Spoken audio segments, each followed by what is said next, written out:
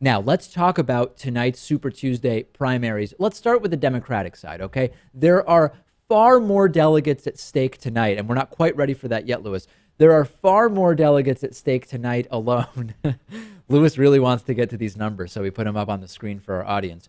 All of the primaries to date combined don't have even nearly the number of delegates that are available tonight. So, Lewis, from a mathematical standpoint, tonight is huge. From a momentum standpoint, the early primaries have been important, but now we're really getting into the meat of this thing.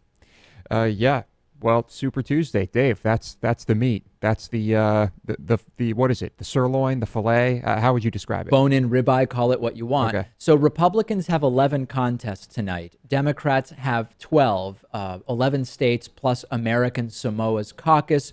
The American Samoan caucus is, we don't really know much about it. There's 6 delegates at stake. We don't really have polling. Not expected to be the difference maker. So if I may, Lewis, I will talk about the 11 states that are voting tonight. Let's now look at what things appear to be shaping up like for tonight. In Alabama, Hillary Clinton is up 44. In Arkansas, Hillary Clinton is up 25. This is based on the most recent polling, which admittedly is not that recent in some of these states. In Colorado, Hillary Clinton is up 28. In Georgia, Hillary Clinton is up 36. In Massachusetts, on average, Hillary Clinton is up by 5, a close state for Bernie. In Minnesota, Hillary Clinton is up 34. In Oklahoma, Bernie Sanders is up 6. In Tennessee and Texas, Hillary Clinton is up by just over 25 points each. In his home state of Vermont, kind of, I mean, he's from Brooklyn, but his home legislative state of Vermont, Bernie Sanders up a brutal 76%, reminiscent of the black Norwegian medal that Lewis likes. And in Virginia, Hillary Clinton up 23. So, Lewis, these are the most recent numbers we have. Bernie Sanders, again, we're speaking soberly and pragmatically, he needs to significantly overperform the polls in any number of these compelling primary races to be mathematically in this thing by 24 hours from now, 12 hours from now even. Well, I think we could pick the number, but I wouldn't say any number.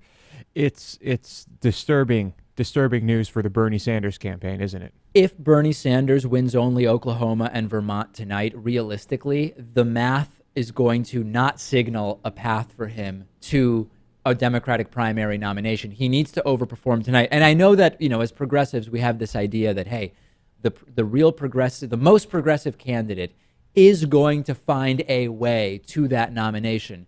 We have to be very aware of the fact that if the Sanders supporters and those who recognize that he is to the left of Hillary Clinton don't get out and vote tonight in force, right? In far bigger numbers than what the polling estimates are suggesting, which could happen, that the window is going to begin to close for Bernie Sanders. He has to win. He has to have a strong showing somewhere tonight, and just eking out 2 wins. Well, Vermont wouldn't be eking out a win. He's up 76, but the delegate count is just so low there.